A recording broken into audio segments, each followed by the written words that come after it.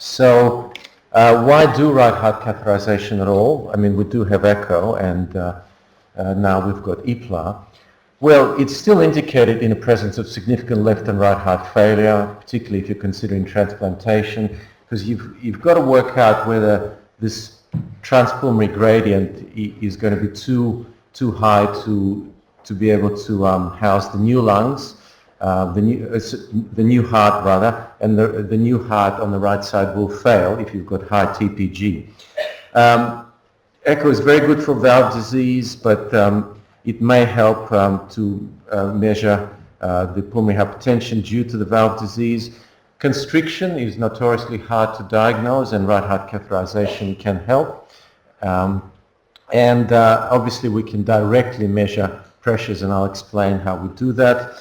And then if all else fails, if all the echoes, respiratory function tests, and CT chest imaging doesn't quite give you the reason why this patient is breathless, so unexplained origin of breathlessness, I would advocate right heart catheterization, because sometimes we can get surprises, and for example, pulmonary hypertension can be diagnosed with minimal changes on non-invasive testing. So as mentioned, it's a definitive and gold standard test for pulmonary hypertension. It can help further differentiate once you've done your EPLA between precapillary and postcapillary pulmonary hypertension, although with that asterisk, if you've got pulmonary veno-occlusive disease, very small venular obstruction, the wedge pressure, and I'm not sure if EPLA will help there either. You can still have a normal wedge pressure and have significant pulmonary veno-occlusive disease, although that's very rare. And of course, as Greg pointed out, it's important to follow these patients from baseline to when they start therapy to understand what their prognosis is, and if we can improve their parameters, whichever way you measure, they have a better prognosis. And the other thing we do, and I'm not sure if you've looked at that, Greg, on a small percentage of patients that are acute vasodilator responders and will respond to calcium channel blockade, the selection of therapy can be useful, and these particular patients need to be teased out in the cath lab. So just to remind us how poor the prognosis was, Greg already alluded to that. You can see here patients with a mean pulmonary artery pressure of greater than 85 millimeters mercury on cath have a median survival without treatment in the early 90s of about a year. If you've got right atrial pressure of greater than 20, then your median survival is a couple of months. And the cardiac index of less than 2 liters per minute, adjusted for body surface area, again, the median survival is about a year. So it really helps when you look at this type of patient to be as aggressive as possible. Now that we've got significant advances in therapies, we would throw the kitchen sink to them. We would give them as many therapies as possible, because there is data out there that triple therapy, for example, up front, can bring the pressure significantly and improve their outcome. So yes, the gold standard right heart catheterization, there's a definition just down the bottom of what PAH is: normal wedge pressure and elevated mean pulmonary artery pressure of greater than 25. And in the last guidelines, the pulmonary vascular resistance should be considered a part of the definition. So approaches, whichever way you're comfortable with. For example, if you're in Paris, you'd have this done through the cubital vein. We do it through the jugular, or most people do it through the femoral vein. Doesn't matter, whatever you're used to. Of course, the Swan-Ganz kind of is shaped in a way that lends a jugular approach, and I'll show that in a minute. The important thing with right heart catheterization, that's why we tended to, in our institution, do it in a coronary care procedure room, away from competition with interventional cardiologists, where there's obviously time issue, and the focus is slightly different.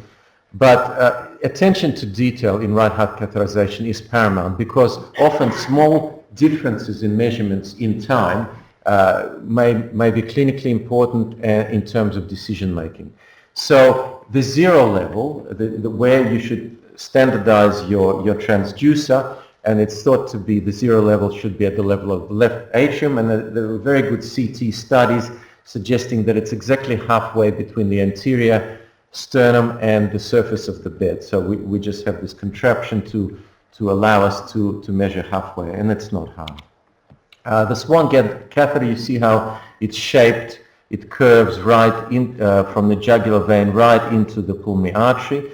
It's got, for people that are not familiar, it's got the injection port where you inject the cold saline, and that's then the temperature is then detected at the tip.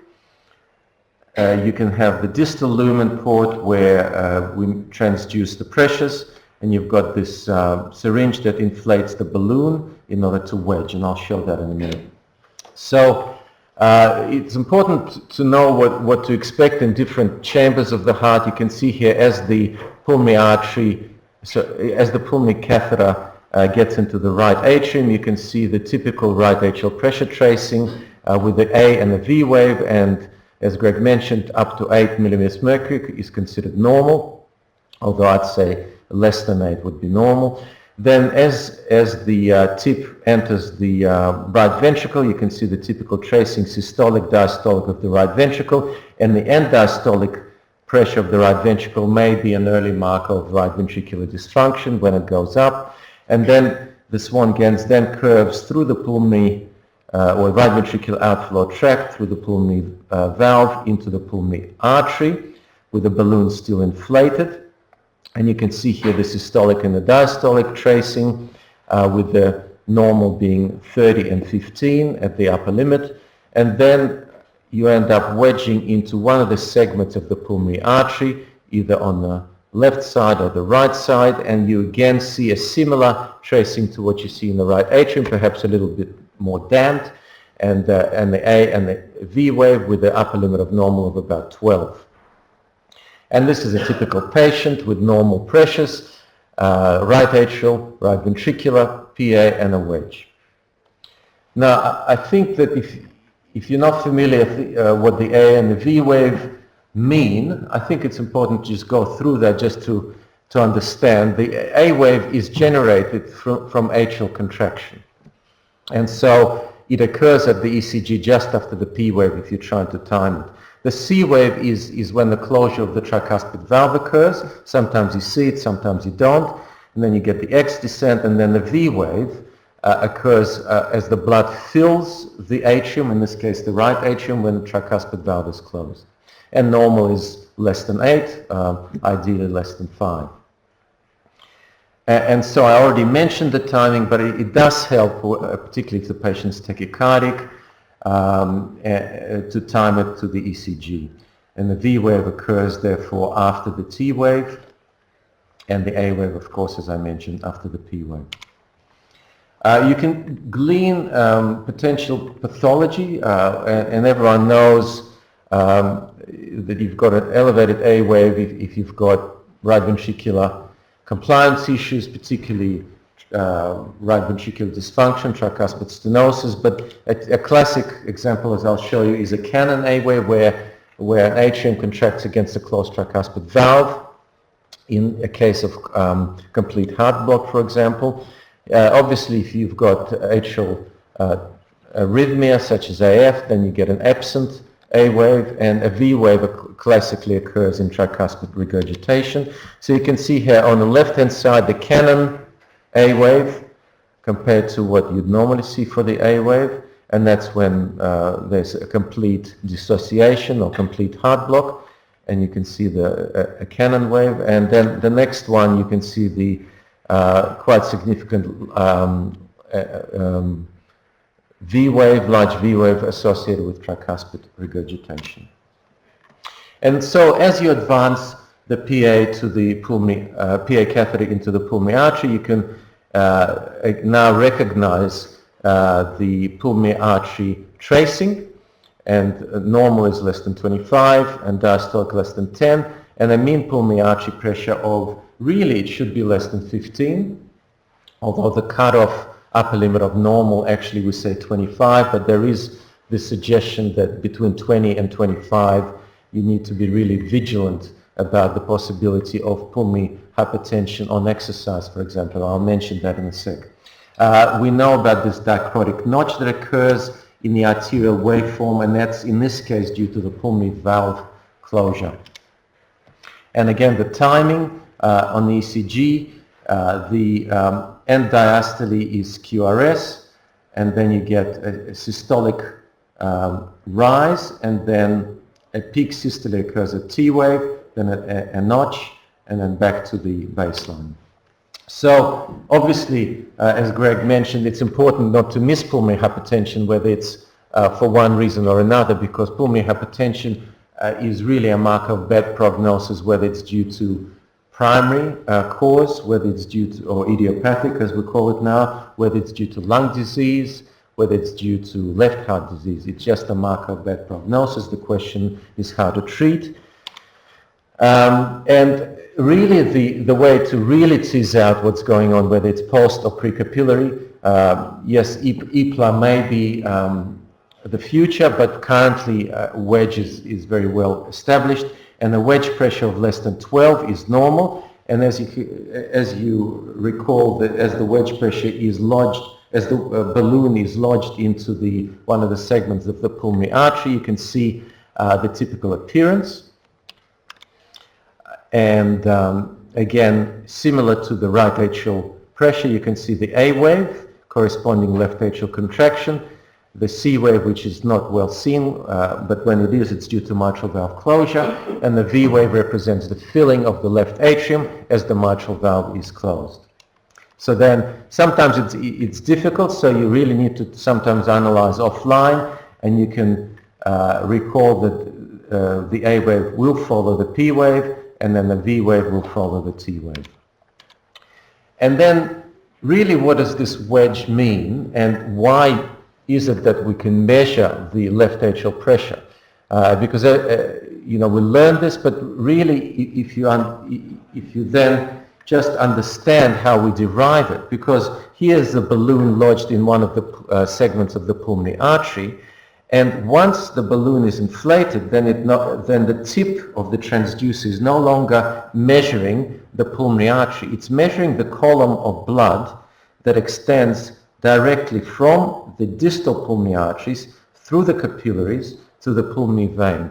And it really, what it does is it measures the pressure of the pulmonary vein of the same size as the pulmonary artery that the balloon is wedged in. So really we're measuring the pulmonary vein pressure. And of course, if there's no obstruction in the path from the pulmonary vein to the left atrium, then the pulmonary vein pressure will be the same as the left atrial pressure. And of course, if there's no mitral stenosis, then the left ventricular end diastolic pressure will be the same as the wedge pressure, or similar. So there are a few issues with wedge. There are problems about agreeing which number is normal, and in the pulmonary arterial hypertension trials, we used 15 or less. Now that's a bit higher than normal, that people would agree is at 12, and then in the future we ought to probably use the normal. The reason for that being that if the right ventricle is severely dilated, then it may, because of the interventricular interdependence, it may actually cause some diastolic dysfunction. And hence the wedge pressure could increase as a result. So that we don't want to rule out patients that potentially benefit from therapy. And the other important thing that Greg also underlined is that you don't measure things blindly. You've got to take it in a clinical context. If you've got a patient that has risk factors for metabolic syndrome, obesity, hypertension, then if your wedge is the upper limit of normal, you still could be dealing with pulmonary hypertension due to left heart disease. The other thing is nomenclature. The old term of pulmonary capillary wedge pressure is misleading because really, as I explained, it's not capillary wedge pressure that we're measuring. Capillary wedge pressure is only done experimentally, and it's that decay as you start to see that curve fall with the PA balloon wedged. But really it should be used, should be called pulmonary arterial occlusion pressure, or at the end, at the World Symposium, we agreed that it should be pulmonary arterial wedge pressure, because after all we wedging the pulmonary artery. Now the other important thing is how to get the correct measure of wedge pressure, because of the intrathoracic pressure swings, particularly in people with lung disease. And it is thought that if you measure the wedge pressure at end expiration, well actually if you measure all the pressures that I've mentioned at end expiration, you can minimize the effects of intrathoracic pressure. But that wisdom has been challenged very recently. And what you can see here is this wide variation at expiration and inspiration, and you can be, if you average it, it's 10. If you use end expiratory as is suggested, it's 18. So you could actually misclassify at times, and again, you have to really understand the patient clinically. What does it look like? Is he idiopathic, or is he more likely left heart disease? So you do have to take it into clinical context, but if there's any doubt, I think it's still worth doing a left heart catheter to measure the left ventricular end diastolic pressure. But this very rigorous systematic review by the German group suggested that actually if you average the 3 respiratory swings, perhaps you are more likely to get to the truth of the wedge pressure. And the subsequent study looked at people that actually phenotypically are PAH versus people that are post-capillary. And in 29% of cases, you misclassify patients with typical idiopathic PAH or precapillary PAH if you use an end expiratory wedge pressure. So you really have to be careful, and I've actually changed my practice after this study from a year ago to actually use average again. I think that there's no definite guideline at this stage, but I think the arguments are persuasive, and really at the end it's a clinical picture that's important. So that was the end conclusion of that study, and the fact that the wedge pressure and perhaps all the pulmonary pressures may need to be averaged on a respiratory cycle because of the concern about misclassification. The other important point that I see occasionally with right heart catheterization is the cardiac output is not measured, or the care is not taken to correctly measure it, because it's a crucial measurement, because we can then derive pulmonary vascular resistance, and that is very important in prognosis. So thermodilution technique, it's easy to do, but it's easy to get wrong, because you really need to make sure that your 3 measurements, ideally consecutively, have to be within 10% of each other. You inject 10 ml of room temperature into that proximal port of the Swan-Ganz, and the change in temperature is then measured at the tip of the catheter, and then the change in the temperature is proportional to the cardiac output. You can see here the injection occurs at the right atrium, and then the cold or the cooler solution is traveling as the blood would to the tip, and you can derive the curve, and that's a normal curve, and the cardiac output is proportional to the 1 over area under the curve, and this is a typical high cardiac output, and this is low cardiac output. And of course there are pitfalls even with that method. I mean, it's a simple method, but in severe tricuspid regurgitation, for example, washout of saline is prolonged, and you get recirculation before the adequate decline in the curve, and it potentially is erroneous. Low cardiac output and intracardiac shunting also affect the thermodilution, so you've got to keep in mind what's going on with the patient. And of course, if there's any doubt, the gold standard is Fick method, but the problem with the actual direct Fick method, where you measure the oxygen consumption, so the oxygen in and the oxygen out, and that gives you the oxygen consumption. If you use the Douglas bag, you measure the oxygen inspired and the oxygen remaining in the bag.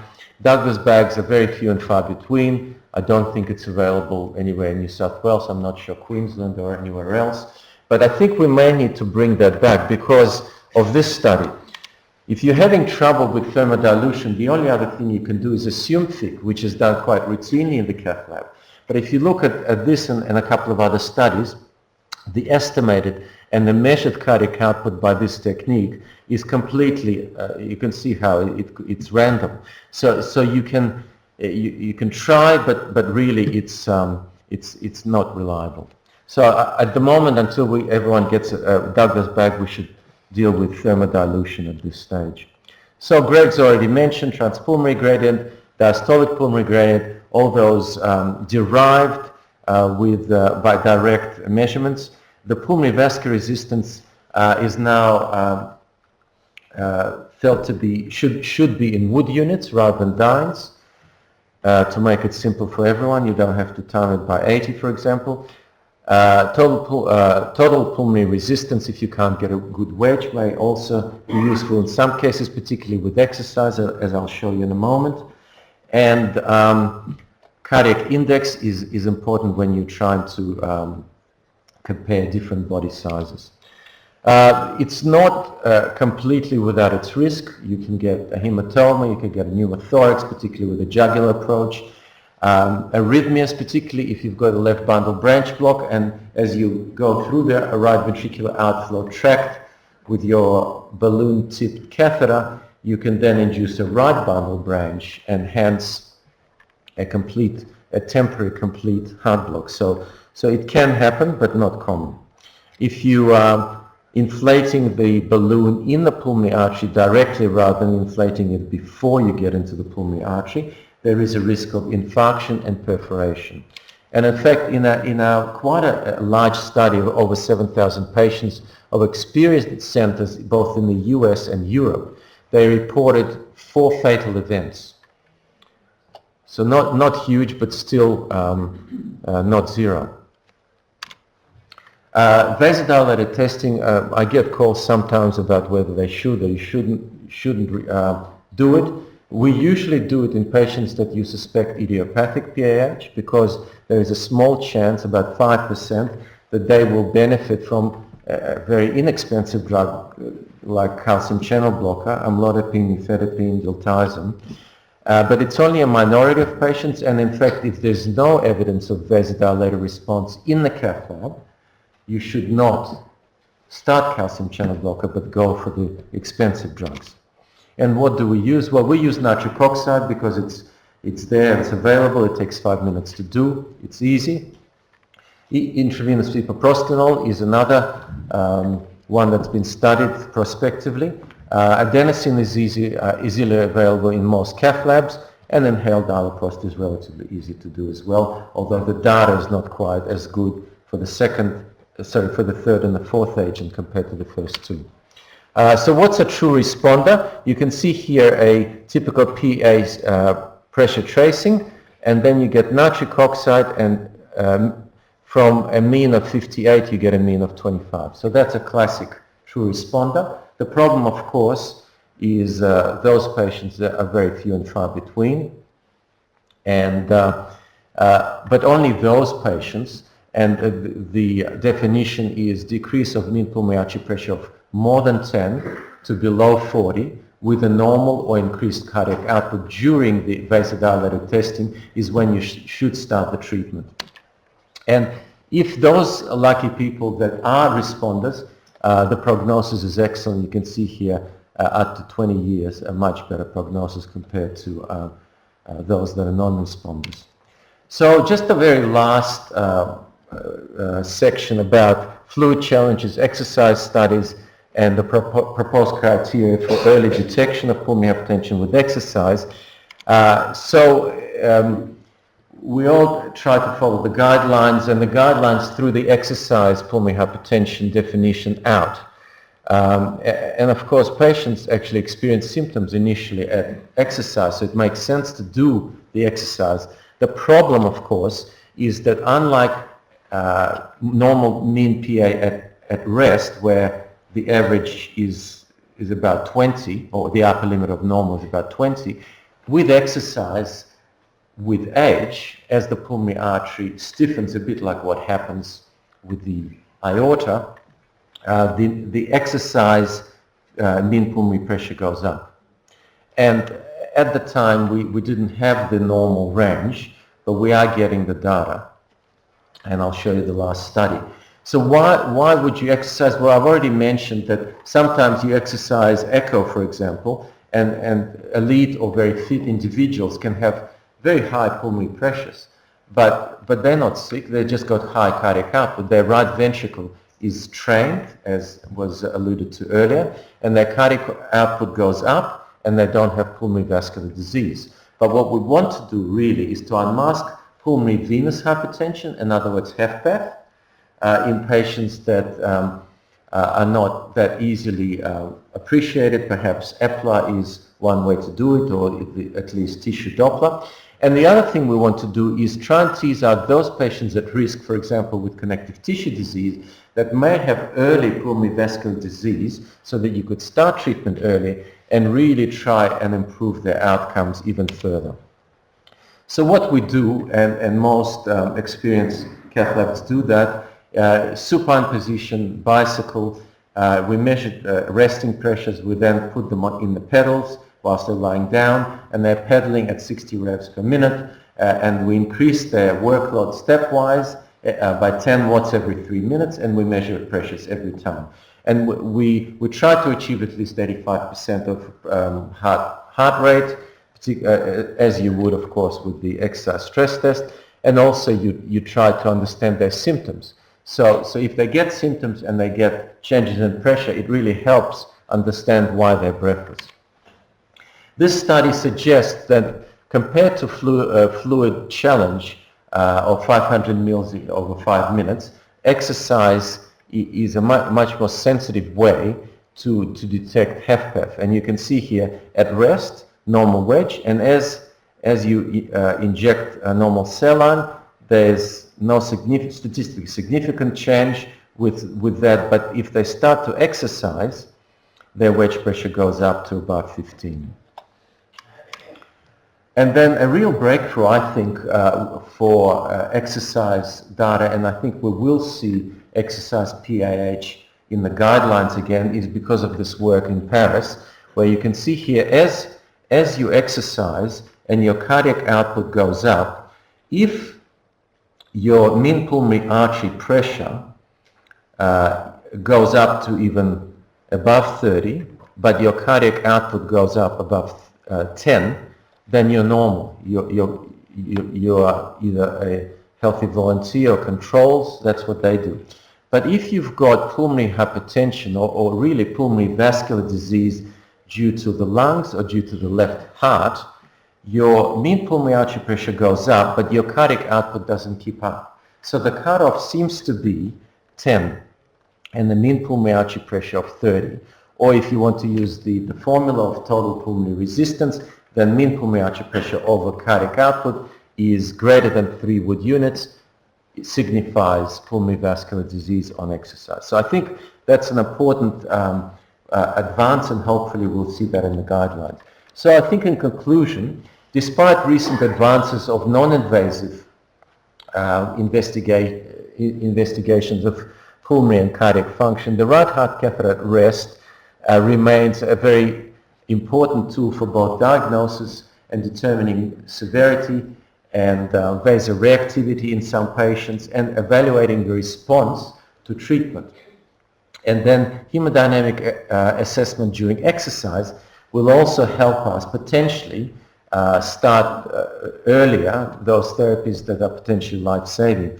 So the assessment, whilst it's not rocket science, attention to detail is very important. And please consider even repeating a right heart catheter if you don't understand the initial right heart catheter from, say, an outside source. So thank you for your attention.